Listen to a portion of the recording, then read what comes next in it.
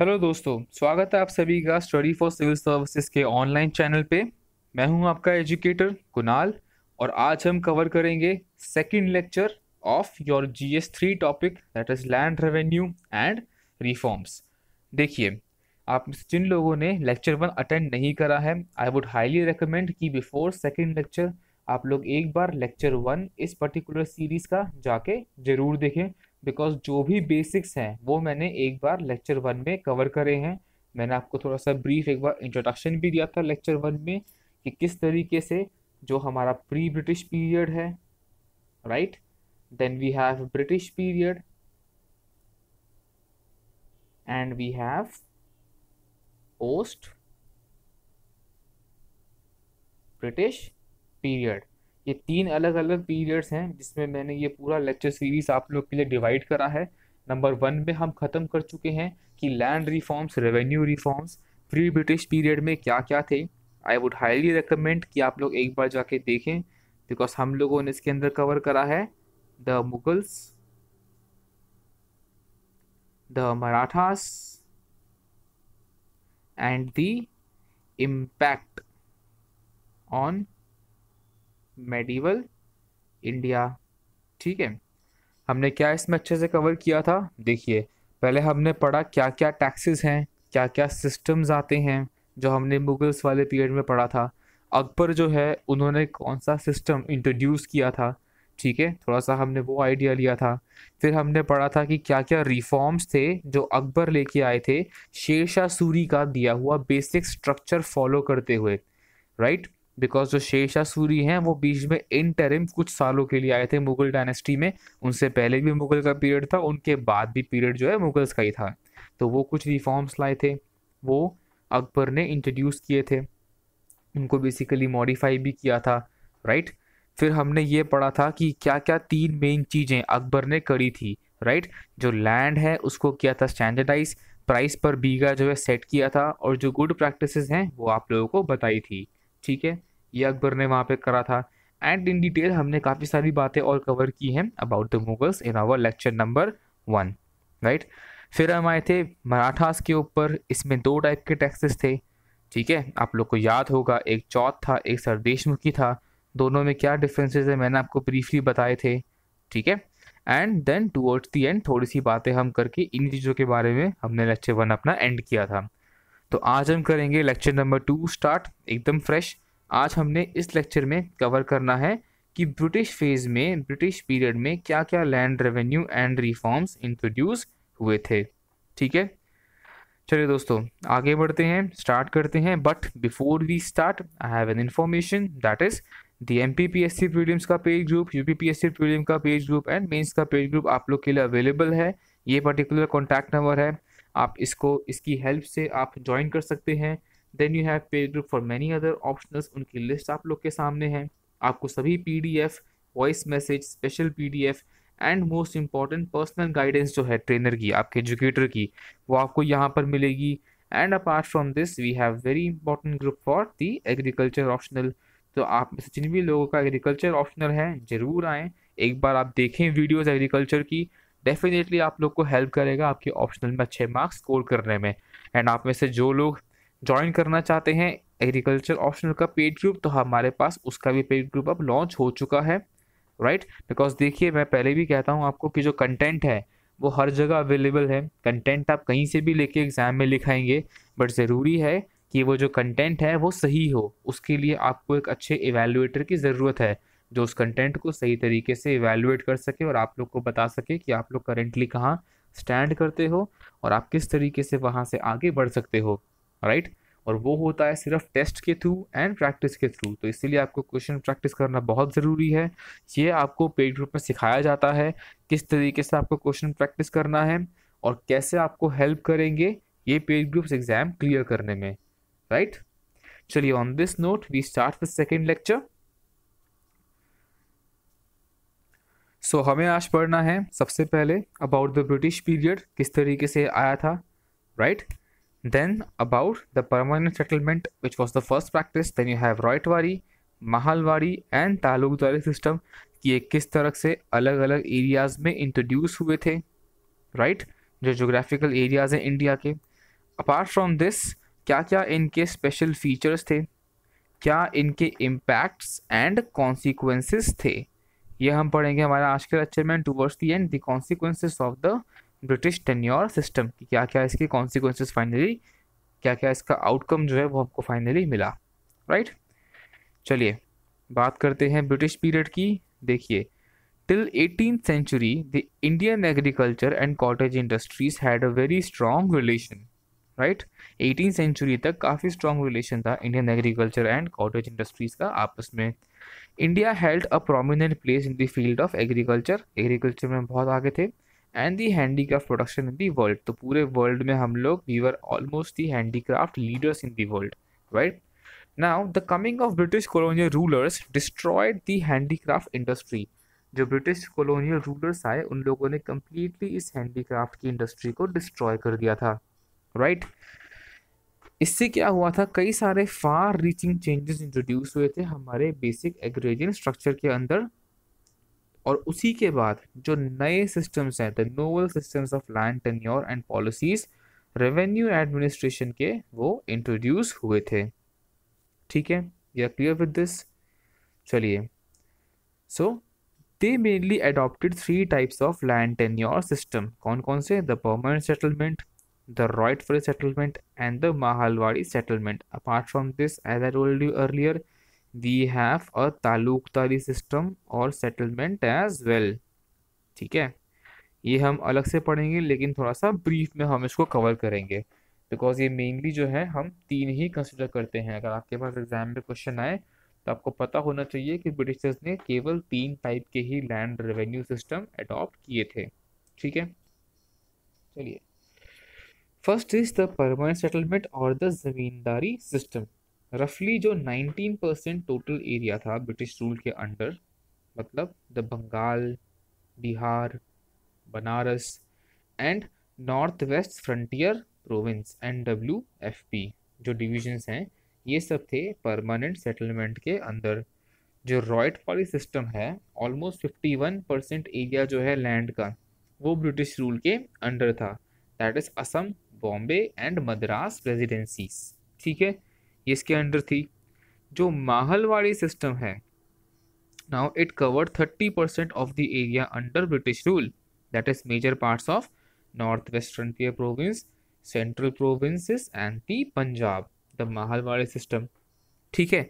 So it covered 30% of the area under British rule, right.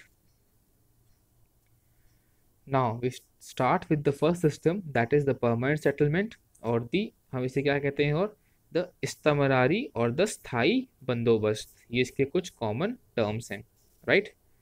चलिए, so it was introduced in Bengal, Orissa, Bihar and districts of Banaras by Lord Cornwallis. So Cornwallis जो हैं वो responsible थे इसको करने में, introduce कब, year 1793 में। Now Cornwallis termed zamindars as the real owners of the land. Cornwallis ने जमींदार्स को लैंड का रियल ओनर्स कहा था। जॉन शोर जो हैं ये थे परमानेंट सेटलमेंट को प्लान करने के पीछे responsible, so he was the main head जिन्होंने परमानेंट सेटलमेंट को प्लान किया था।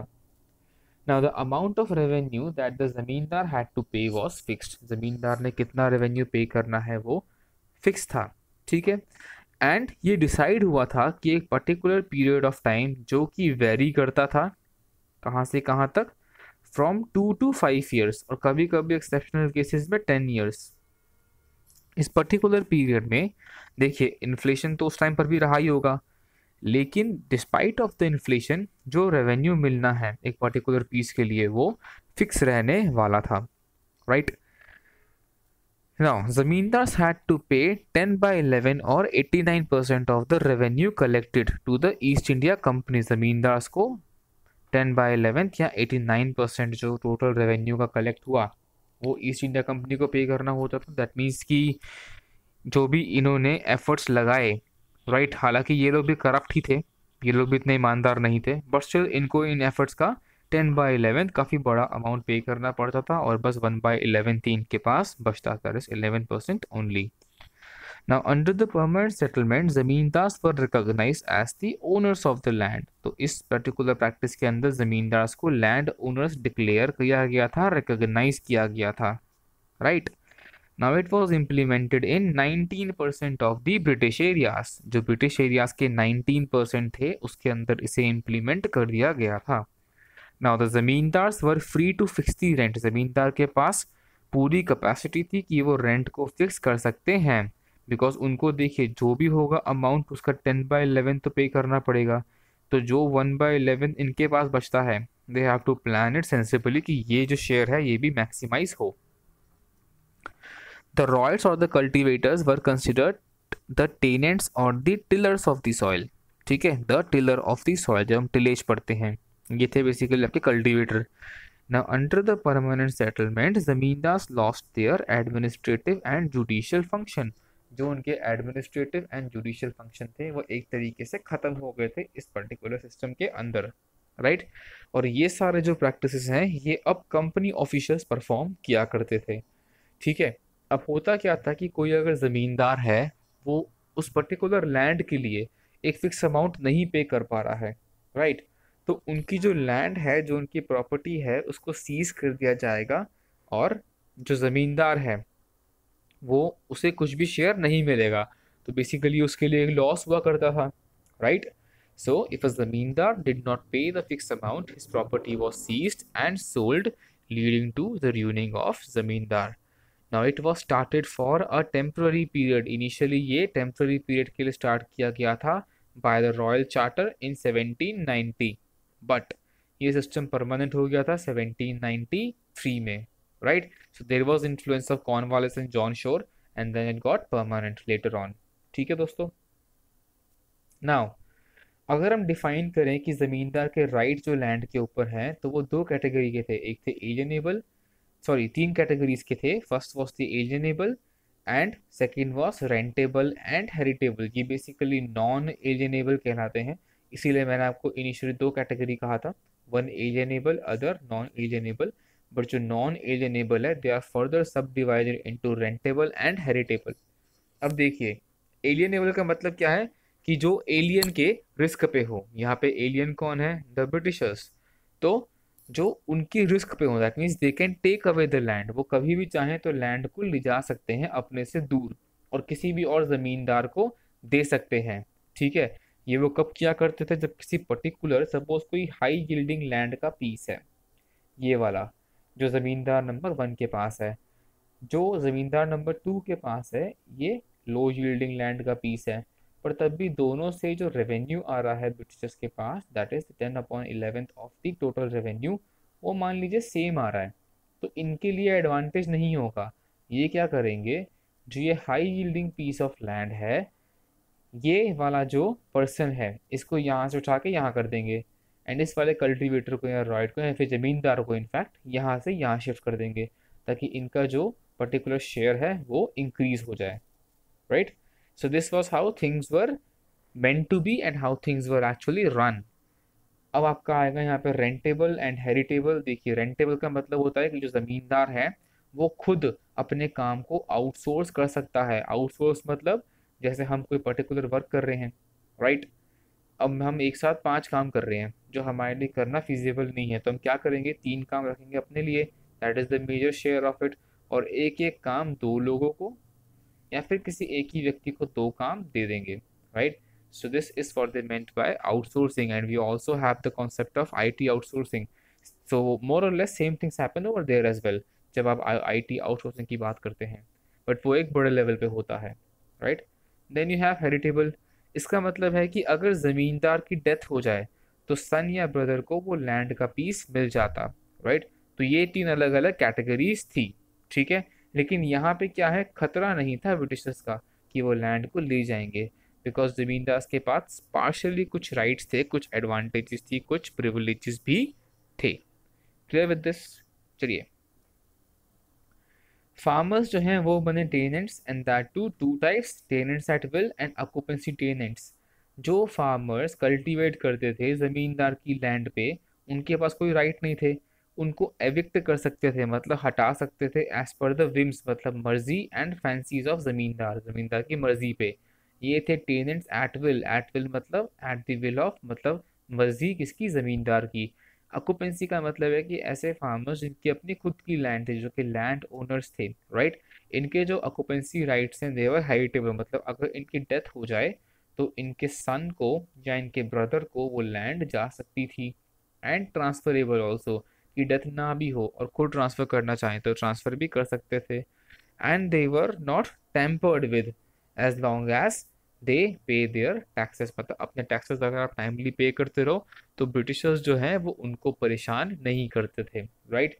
बिकॉज जैसा जो ब्रेन थ्योरी है उसके अंदर बताया हुआ है दादा भाई नौरोजी ने, उन्होंने भी इन्हीं बातों को आगे और अच्छे से बताया है। तो ये सब बेसिकली उनकी ड्रेन थ्योरी का पार्ट है जो हम लोग अभी पढ़ रहे हैं, right. Now effects of permanent settlement, क्या क्या इफेक्ट्स थे परमानेंट सेटलमेंट के, देखिए। First was the absentee landlordism, जो जमींदार हैं they were assured of their ownership of land, की यार ये लैंड तो मेरी ही है, इस पे मेरी ओनरशिप है।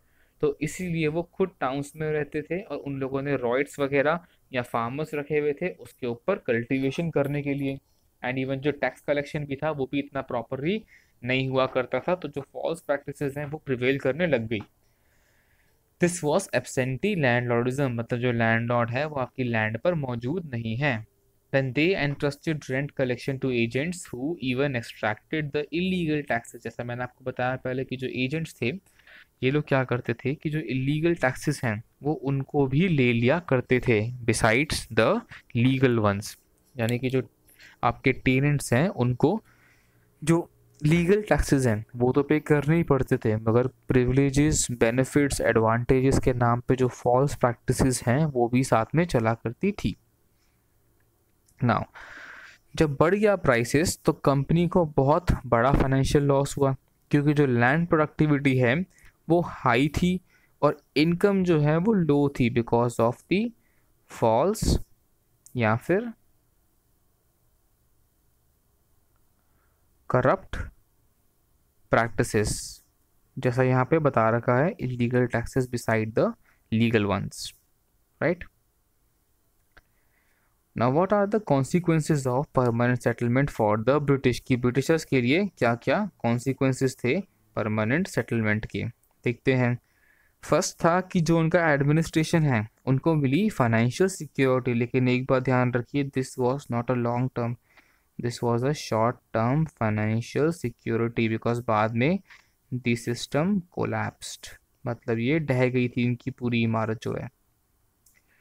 Cost of running administration decreased, जो एडमिनिस्ट्रेशन को रन करने का कॉस्ट है वो कम हो गया डेफिनेटली, बिकॉज यहाँ से जो है मनी का इनफ्लो हो रहा है। तो अगर आपके पास अच्छे खासे फंड्स हैं तो जो आपकी मशीन है, जो आपका इनपुट जाएगा, right, this is basically the cost of running, ये ऑटोमेटिकली कम होगा। जो प्रोसेसिंग है ये अच्छी होगी और जो आउटपुट है वो हाई यील्डिंग मिलेगा, तो जो आपका कॉस्ट ऑफ रनिंग है वो कम होगा, right. Now British had to collect the revenue and only few zamindars instead of lakhs of farmers were there, ठीक है, तो डेफिनेटली जो है कम होगा। Now British got new political allies, मतलब इनके जो पॉलिटिकल दोस्त हैं जो कि थे ज़मींदार, ये बढ़ गए थे।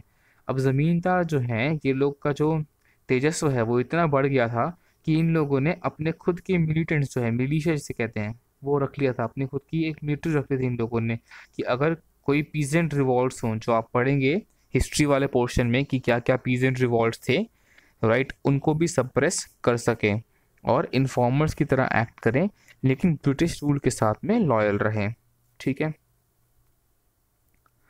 British mistake, permanent settlement system led to many agrarian revolt, governments income declined over the years, जो गवर्नमेंट का इनकम है वो कम हो गया, राइट।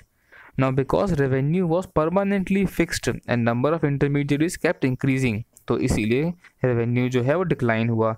एंड तो इसमें क्या है, सिनर्जिस्टिकली इफेक्ट है कि इसके कारण ये हुआ, इसके कारण ये हुआ, तो इसीलिए जो ब्रिटिश हैं they learn from their mistake और फिर परमानेंट सेटलमेंट को, ज़मींदारी सिस्टम को पूरे इंडिया में नहीं लेके आए और उसके बाद राइट वाली एंड महावारी सिस्टम्स को रिमेनिंग पार्ट्स में इंट्रोड्यूस किया, राइट। चलिए, और क्या था, फार्मर्स के पास कोई बार्गेनिंग पावर नहीं थी, ठीक है, कई सारे जो वीवर्स हैं दे बिकेम अनएम्प्लॉयड। नाउ कोई कंपटीशन जो है उसको प्रिवेंट करने के लिए जो इंडिजिनस इंडस्ट्रीज है उसमें से ब्रिटिश ने कई सारे जो हैं टैक्सेस वहाँ पे रख दिए और बहुत सारे टैरिफ दे दिए। तो जो इंडिया का इंडिजिनस टेक्सटाइल बिजनेस है वो टोटली कोलैप्स कर गया। मतलब there was no indigenous competition and all were dependent on the foreign goods and produce, right? Now, since they did not own any land, they had to become tenants at will or zamindar. So initially I have explained you what is the meaning of tenants at will. तो इनको भी जमींदार के लिए tenants at will बनना पड़ा। Now जमींदार had monopoly of controlling livelihood। ठीक है, जमींदार के पास सिंगल राइट है कि वो कई सारे लोगों का जो लाइवलीहुड है उसे कंट्रोल करेंगे टैक्सेस पे करके, या बेसिकली जो उनको 10/11 ऑफ प्रोड्यूस देना है वो पे करके। नाउ इसमें क्या था, ज़्यादा एक्सटॉर्शन था और बहुत सारे टैक्सेस जो हैं वो लिए गए थे। आउटसोर्सिंग जहाँ थी, permanent settlement system created landed aristocracy for the first time in India. ठीक है, ज़मींदार बने वेल्दी और लेजी हो गए, उन्होंने अपना काम आउटसोर्स कर दिया। तो यहाँ पे हम बेसिकली बात कर रहे हैं किसकी, the concept of absentee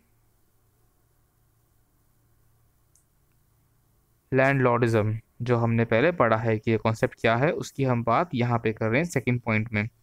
now it became quite common to have 10 to 20 intermediaries more or less without any specific function, because जो गवर्नमेंट है और जो फार्मर्स हैं उन सब का शेयर जो है कल्टीवेशन यील्ड में और इलीगल टैक्सेस में था। तो इसीलिए कोई भी इनको कंट्रोल भी नहीं करता था। तो बेसिकली ये लोग भी कमा रहे थे, जो ब्रिटिश ईस्ट इंडिया कंपनी है वो भी यहाँ से कमा रही थी, और जो कंप्लीट प्रेशर है वो पड़ रहा था जो इंडिजीनियस कल्टीवेटर्स हैं उनके ऊपर।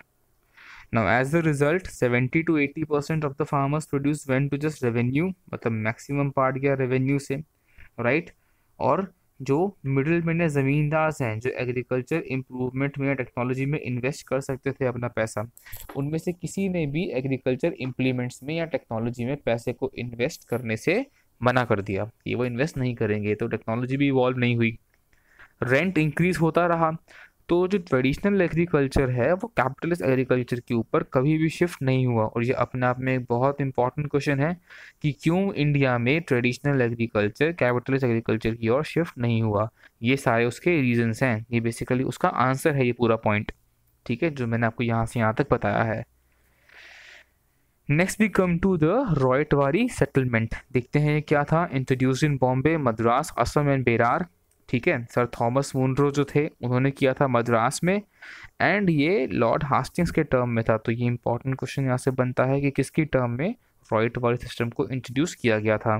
Now since there were no zamindar in south India में कोई ज़मींदार नहीं था, इसीलिए जो पीजेंट है वही लैंड के प्रॉपर प्रोप्राइटर बन गए। ठीक है, इसमें क्या है, कोई इंटरमीडियरीज को गवर्नमेंट बीच में लेके ही नहीं है, बिकॉज गवर्नमेंट हैज़ रियलाइज्ड कि इंटरमीडियरीज को लाना उनके लिए भी इन अ लॉन्ग गो हैजार्डस है, बिकॉज जो इंटरमीडियरीज हैं उनका जो पर्टिकुलर शेयर है उस पर कोई कंट्रोल नहीं कर सकता।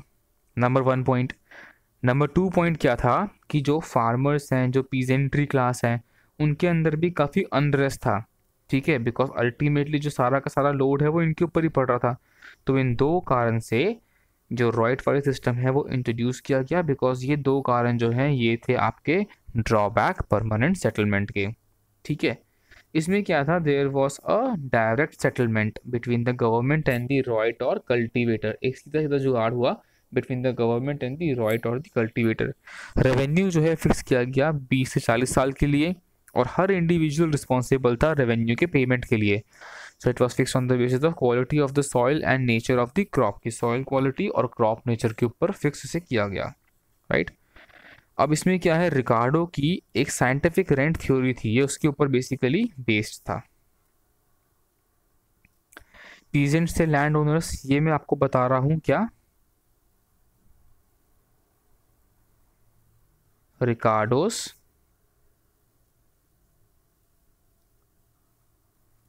Scientific land theory, right. ये सारे पॉइंट्स हैं रिकार्डो की साइंटिफिक लैंड थ्योरी में से। ठीक है, peasants were the real owners of their land. peasants were directly responsible to give revenue to the East India Company because there was a system of direct settlement. ठीक है, 1792 में start हुआ था colonel read के द्वारा, 51% of the British areas में implement किया गया था। थॉमस म्यूनरो जो है उन्होंने सिस्टम को इम्प्रोवाइज किया था 1820 में। मेजर फॉल्ट था कि बहुत सारा लैंड का टैक्स आपको पे करना पड़ता था। So these were the major features of this particular system and also of the Ricardo scientific rent theory. अब देखिए क्या इम्पैक्ट पड़ा रॉयल प्राइस सिस्टम का। Even while the position of the cultivator became more secure, जो cultivator का position है वो secure तो हो गया, बट जो रेवेन्यू कलेक्शन का एक रिजिड सिस्टम है उसने राइट्स को जो है उनको मनी लेंडर के हाथों में डाल दिया।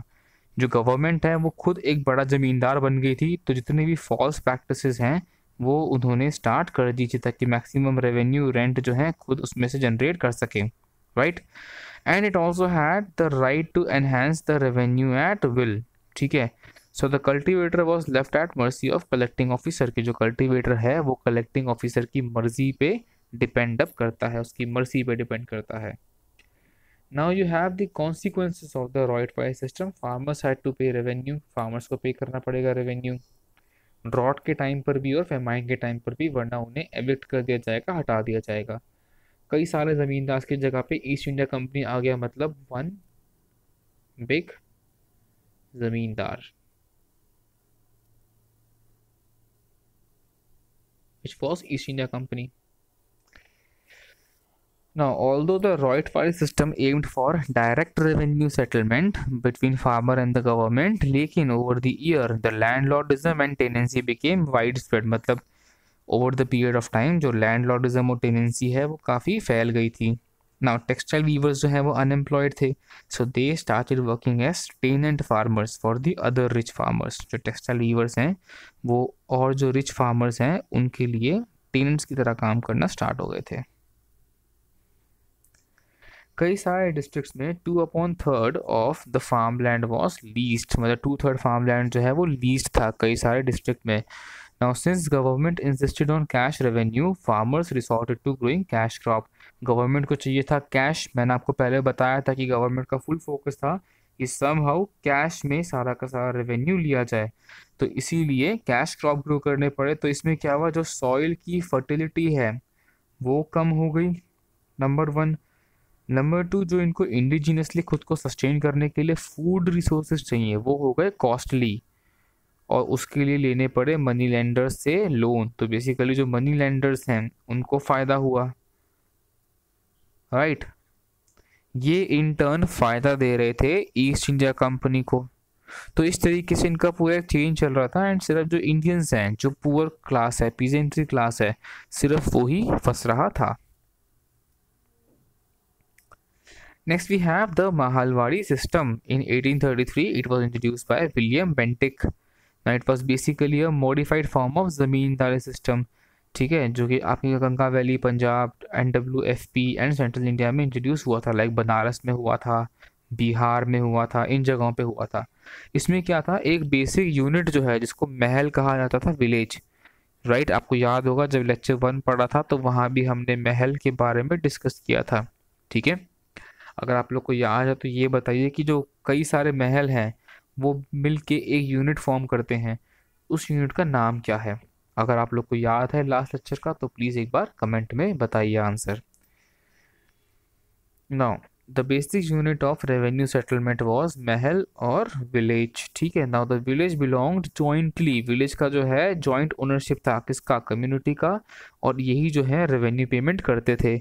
जो पूरा का पूरा लैंड है महल का, उसको रेवेन्यू फिक्स करने के टाइम पे इवेलुएट करते थे कि क्या वहाँ का रेवेन्यू रहेगा, ठीक है। तो दोनों बातें एक दूसरे पे यहाँ पे इंटरडिपेंडेंट थी, ठीक है। The principle of group taxes was introduced, ठीक है, कि जो ग्रुप टैक्स है, मतलब महल जो है ये एक पर्टिकुलर सिंगल यूनिट ना होके एक ग्रुप है, और अब से इस ग्रुप के ऊपर टैक्स लगाया जाएगा, ठीक है। The unit of tax land was called as mahal. Under this mahal one or more villages could join, तो कहीं पर तो ऑप्शन था ज्वाइन करने का और कभी कभी it was forced to make a mahal. अब ये पंजाब, यूपी और जो आपका सेंट्रल प्रोविंस है, basically united province Punjab and central province, यहाँ पे इंट्रोड्यूस हुआ था। 30% एरिया पे ही केवल हुआ था। Now the rate of land, हालांकि the other one was on 19%। The rate of land under this system was very high, तो ऑब्वियस वेरी हाई होगा ही लैंड रेट यहाँ पे। एंड सिर्फ कैश को एक्सेप्ट किया गया था एज अ चेंज मीडियम। ठीक है दोस्तों। इम्पैक्ट देखिए क्या था महलवाड़ी सिस्टम का। गवर्नमेंट ने रिवाइज किया था रेवेन्यू को पीरियोडिकली। जो पीजेंट्स हैं उनके पास कुछ ज़्यादा बेनिफिट हुआ नहीं एलिमिनेशन का, राइट। और जो मिडिल मैन है they were completely eliminated between the government and the villages. Now this brought about some improvement in the irrigation facilities through major benefit of the system and they largely enjoyed by the government. ठीक है, ये point भी clear हुआ होगा आप लोगों को कि जो इरिगेशन फैसिलिटीज़ हैं वो इम्प्रूव हुई थी। तो इसमें क्या है, छोटे मोटे बेटरमेंट तो हुए थे फार्मर्स के लिए, लेकिन जो एक बड़ा चंक है बेनिफिट का वो सिर्फ सिस्टम के लिए था, मतलब ईस्ट इंडिया कंपनी एंड यही पे करते थे वापस द मिडिलमैन को। तो यही जो है मेजर चंक लिया करते थे यहाँ से। अब बात करते हैं क्या क्या कॉन्सिक्वेंसेज हैं महलवाड़ी सिस्टम के। Since Punjab northern India had a fertile land, so British wanted to extract maximum revenue out of this region. Punjab और नॉर्दर्न इंडिया में फर्टाइल लैंड है तो ब्रिटिश को चाहिए यहाँ से maximum revenue. Now generations pass हो गई, फादर्स जो हैं वो अपनी लैंड को अपने सन्स के अमंग डिवाइड कर सकते थे, इसीलिए जो फार्म्स हैं वो हो गए छोटे छोटे। ठीक है, तो डेफिनेटली एक बड़े एरिया से जो कुछ प्रोडक्टिविटी ज़्यादा आती है, अगर आप इसी को कई सारे स्मॉल पीसेस में तोड़ दोगे तो जो प्रोडक्टिविटी होगी इंडिविजुअल पीस की वो डेफिनेटली कम होगी ही होगी। मगर जो ब्रिटिशर्स थे वो अभी क्या करते थे कि चाहे ये लैंड डिवाइड हो जाए, ठीक है, चाहे ये लैंड जो है डिवाइड हो जाए, लेकिन तब भी सेम रेवेन्यू चाहिए ब्रिटिशर्स को। उस छोटे पीस में से भी उतना ही रेवेन्यू चाहिए इस एक छोटे पीस में से जितना एक बड़ा लैंड का पीस देता है। ठीक है, सो एज द रिजल्ट हुआ क्या, कई सारी लैंड जो है वो मनी लेंडर के पास आ गई, बिकॉज जो रेवेन्यू है वो चाहिए था कैश में। ठीक है, तो फार्मर्स को जो मनी है वो बोरो करना पड़ता था, क्योंकि जो उनका अपना क्रॉप है वो तो हो गया था fail and they were completely focusing on the cash crop. ठीक है, तो जब आप मोर मनी लेंगे मनी लेंडर्स से तो डेफिनेटली आप अपने लैंड को रख के देंगे वहां पे, तो लैंड इस तरीके से उनसे छीनती जा रही थी, मनी लेंडर्स को वो लैंड मिलती जा रही थी। Now farmers paid fail to repay their डेप्ट, मनी लेंडर्स को take away his farm but he has no interest in self cultivation. तो वो क्या करता था, मनी लेंडर खुद तो कल्टिवेट करेगा नहीं तो वो किसी और फार्मर को दे दिया करता था। ये थी सब लीजिंग का कॉन्सेप्ट। तो सब लीजिंग, इंडेप्टनेस मतलब फार्मर खुद चुका नहीं पा रहा, एंड लैंडलेस मतलब फार्मर के पास अब लैंड बची नहीं है। ये तीन जो है ये मेजर प्रॉब्लम थे महलवाड़ी रीजन के। पूरा रीजन इस प्रॉब्लम से जूझ रहा था, right. Now we have the next which is taluqdari system. Side by side mahalwari के साथ था एक system which is called as taluqdari system, और जहाँ पे तालुकदार जो हैं they were the basic proprietor. ठीक है, यहाँ पे क्या था, बेसिकली जो महल्स थे वो नहीं थे, तालुक्स थे, राइट। महलवास की जगह तालुकदार थे, और इनको जो है राइट के ऊपर मतलब कल्टीवेटर के ऊपर पूरा का पूरा कंट्रोल था। ठीक है, लेकिन ये ज़मींदारी से या परमानेंट सेटलमेंट से डिफरेंट था। कैसे, क्योंकि ये परमानेंट नहीं था, राइट। और वो ये जो सिस्टम है ये टेम्प्रेरी अरेंजमेंट था।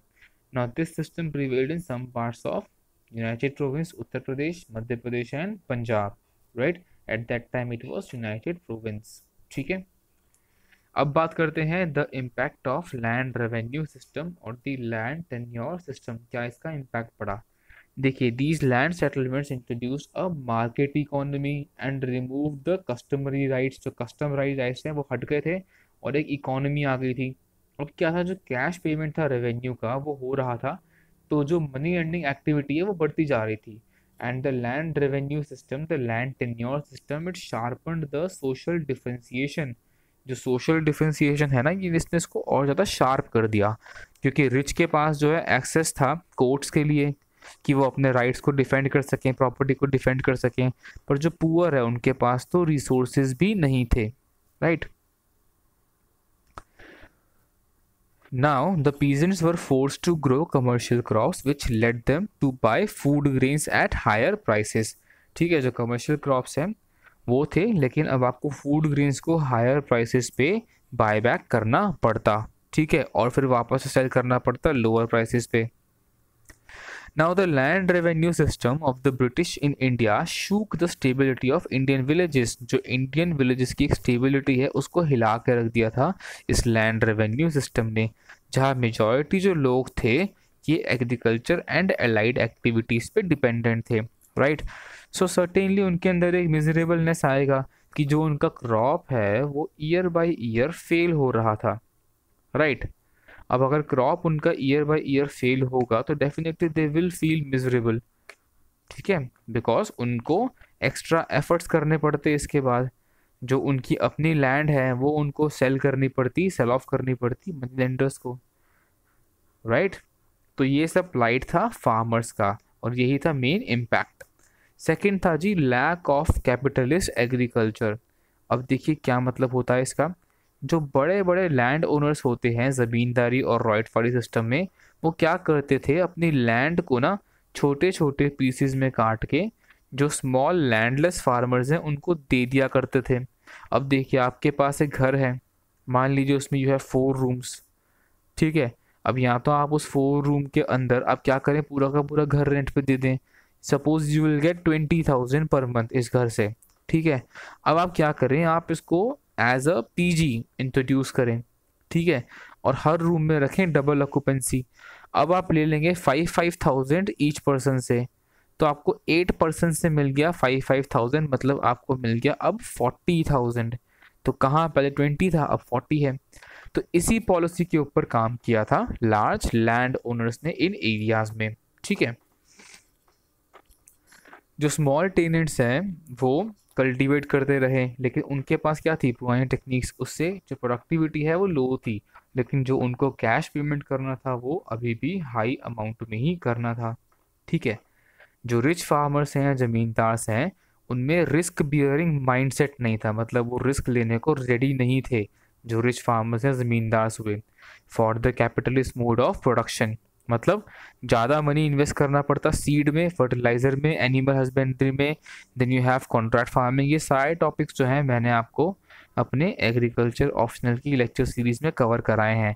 तो अगर आप लोग को इंटरेस्ट है या आपका ऑप्शनल है एग्रीकल्चर, तो आप लोग वहाँ पे आके इन सब टॉपिक्स को इन डिटेल समझ सकते हैं, बिकॉज वहाँ हमने कैपिटलिस्ट एग्रीकल्चर, सोशलिस्ट एग्रीकल्चर, इन सबको, the market dynamics, market economics, farm mechanization भी है, इवन जो फार्म इकोनॉमी है, सब चीज़ें हमने वहाँ पे इन डिटेल कवर कर रखी हैं अपने एग्रीकल्चर ऑप्शनल की लेक्चर सीरीज़ में। तो आप वहाँ आके भी एक बेटर आइडिया इन चीज़ों के ऊपर आराम से ले सकते हैं। Now you have large scale capitalist agriculture using hired veg labour, right. जो वेज लेबर है, जो डेली वेज की लेबर है, उसको हायर ये कर लिया करते थे, ठीक है, अंडर द डायरेक्ट सुपरविजन जो उनका हुआ करता था, right. Now even if they wanted कि वो रिस्क लें, राइट, कि वो खुद कल्टीवेशन करेंगे, प्रोडक्शन बढ़ाएंगे, यील्ड बढ़ाएंगे, लेकिन जो गवर्नमेंट है ना वो उन्हें अलाउ नहीं करती थी। उन्हें कोई सपोर्ट नहीं है, कोई क्रेडिट नहीं है, कोई इंश्योरेंस नहीं है, एंड साथ में जो अपना टैक्स रेट है वो इतना हाई रखा हुआ था कि कोई फार्मर ये खुद करने की हिम्मत करता ही नहीं था, because even if you would have tried तो वो भी अपना जो स्मॉल पीस ऑफ लैंड बचा है उसको भी खो दिया करता था, right. So it is not surprising that the Indian agriculture, which was facing a long-term stagnation, है ना, because पहले it was on the rise, then it was a stagnation, and now it was on a steep decline, जो कि आपके colonialism के last के decades थे, and जो इंडस्ट्रियलाइजेशन है वो अपनी पीक पे ग्रेजुअली आ रहा था, ठीक है। अब जरा बात करते हैं about the consequences of British tenure system. क्या क्या कॉन्सिक्वेंसेज रहे ब्रिटिश टेन्योर सिस्टम के। देखिए जो लैंड है ये एक प्रॉपर्टी बन गई। During the British rule the private ownership of land did not exist, ठीक है। जो लैंड की प्राइवेट ओनरशिप है वो नहीं थी, बिकॉज सारा का सारा लैंड ब्रिटिश के ही पास था। They were the actual owners, and बाकी सब जो हैं वो या तो मिडलमैन थे या फिर खुद ही राइट्स या कल्टिवेटर्स थे। Now the land belong to the village community, जो विलेज कम्युनिटी है लैंड उनको बिलोंग करती थी। The land was never treated as the property of the king, land को कभी भी किंग की प्रॉपर्टी नहीं माना गया, हालांकि थी वो उन्हीं के एरियाज में, पर तब भी नहीं माना गया, बिकॉज जो ईस्ट इंडिया कंपनी है वो काफ़ी अच्छे अमाउंट में पे करके उस लैंड पे सभी राइट्स ले लिया करती थी, right. And it was also not treated as an individual cultivators property की, जो बंदा वहाँ पे रॉयट है, पीजेंट है, फार्मर है, कल्टिवेटर है, लैंड को उनकी खुद की प्रॉपर्टी भी कभी कंसिडर नहीं किया गया, राइट। इसके बाद आया कि लैंड की private ownership I, right, but this came gradually, right. जो आपका पोस्ट ब्रिटिश पीरियड था, राइट, मतलब बेसिकली पहले आपका ये ब्रिटिश पीरियड है और उसके बाद टुवर्ड्स द एंड है, not the post British, towards the ending British period, towards the end आया प्राइवेट ओनरशिप। यहाँ से हम स्टार्ट कर रहे हैं टुवर्ड्स द एंड वाला। इसने क्या किया, विलेज को लैंडलॉर्ड, टेनेंट और लेबरर में डिवाइड कर दिया। इससे क्या हुआ, जो इंडिया की एग्रीकल्चरल सोसाइटी है, एग्रेरियन सोसाइटी है, उसने विटनेस किया एक बहुत ही strong social, economic, political, cultural and psychological change. जो पूरा का पूरा माइंडसेट है, चाहे वो कल्टीवेटर का हो, चाहे वो माइंडसेट आपके मिडिलमैन का हो, जो इंटरमीडिएट्स है उनका हो, उन सब में एक साइकोलॉजिकल चेंज, एक बहुत स्ट्रॉन्ग चेंज आया, राइट। नेक्स्ट इज जो पंचायत है, पंचायत लॉस्ट इट्स प्रेस्टीज। देखिए पुराने टाइम में जो पंचायत हैं उन्हें कुछ सर्टेन राइट्स दिए हुए थे, राइट, उनकी एक पोजीशन थी, एक रिस्पेक्ट थी, एक प्रेस्टीज थी, बट हुआ क्या कि ये जो हैं even they were devoid of their rights, ठीक है। जो उनके राइट्स थे, जो पंचायत के थे, जिसकी हेल्प से वो एक इम्पॉर्टेंट पोजीशन होल्ड करते थे, उनको रोक दिया गया। डिवॉइड मतलब कि उनको वो नहीं दिया जाएगा, उनसे ले लिया जाना, उनको एंजॉय नहीं करने देना उनके राइट्स को, राइट। तो ये हुआ था ब्रिटिश के पीरियड में। देखते हैं, during British rule land matters and civil disputes were adjudicated by panchayat within the village, कि जो भी लैंड मैटर्स हैं या सिविल डिस्प्यूट्स हैं वो पहले तो जो है पंचायत वो मैनेज करता था, राइट। बट ग्रेजुअली क्या हुआ था कि towards the ending of the British rule, even जो पंचायत्स हैं वो भी, जैसे यहाँ से हम बात करते हैं towards the ending of the British rule,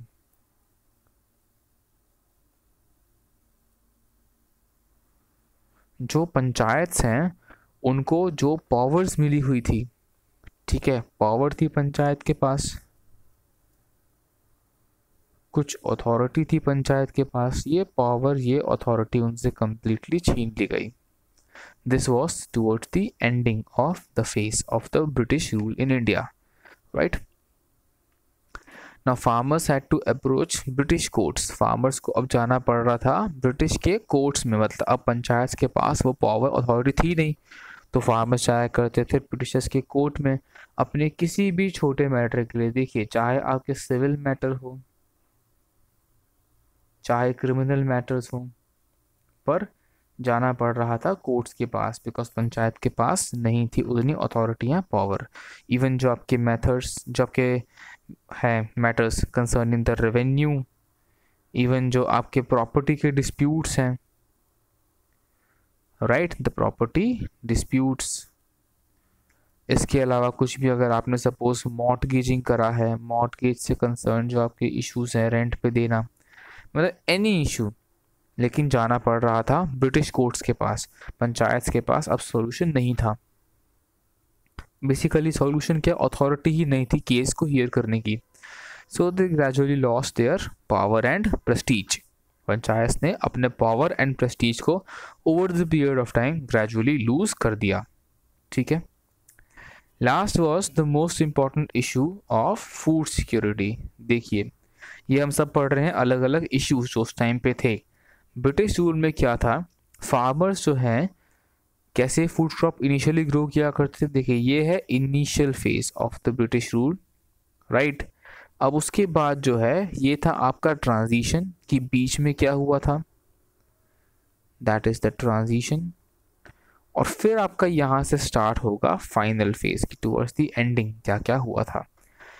initial phase में क्या था, फार्मर्स पहले फूड क्रॉप ग्रो किया करते थे, जैसे व्हीट हो गया, मेज हो गया, paddy, jowar, bajra, pulses, means all the rabi and kharif crops जो थे फार्मर्स इनिशियली ग्रो किया करते थे। अब ब्रिटिशर्स ने क्या किया, huge amount of revenue demand किया कैश के रूप में। एज आई मेंशन्ड अर्लियर कि अगर कैश के रूप में revenue east India company demand करती है तो जो एक लैंड होल्डिंग है, राइट, ये एक लैंड होल्डिंग हुई एक पर्टिकुलर फार्मर की। फार्मर अपनी इस पर्टिकुलर लैंड होल्डिंग पे सिर्फ ऐसे क्रॉप्स ग्रो करेगा जो उसको मनी के टर्म्स में, मतलब मॉनिटरीली कुछ फ़ायदा देंगे, कुछ एडवांटेजेस देंगे, मजबूर होगा वो ग्रो करने के लिए, तो वो फूड क्रॉप ग्रो नहीं कर पाएगा, right. And this is more time taking, जो मॉनिटरीली बेटर क्रॉप्स होते हैं, मोर रिसोर्स टेकिंग ऑल्सो, आपकी लैंड को बंजर लैंड में कन्वर्ट कर देते हैं। एट टाइम्स ये भी होता है जो कैश क्रॉप से कंसर्न प्रॉब्लम हमें फेस करना पड़ता है। सो कैश अरेंज करने के लिए उन्हें जाना पड़ रहा था मनी लेंडर्स के पास, जो इन टर्न उनकी लैंड उनसे लेके रख लिया करते थे, राइट।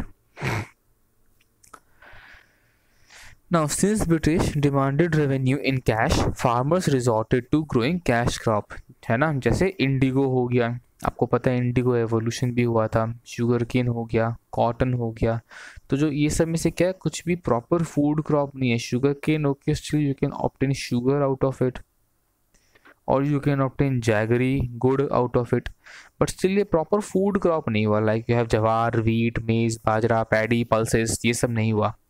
तो इससे क्या था, जो मोस्ट कॉमन प्रॉब्लम फेस कर रहे थे लोग वो था स्टारवेशन का, मतलब भूखपना, भूखमरी, वो वहाँ पर फैलते जा रही थी, स्टारवेशन हो रहा था, ठीक है। प्रॉपर इवन जो आपका न्यूट्रिशनल डेफिशिएंसी डिसीजेज हैं वो भी लोगों को होने लग गए थे, एंड हेल्थ के प्रॉपर नहीं था, so even they were dying out of it.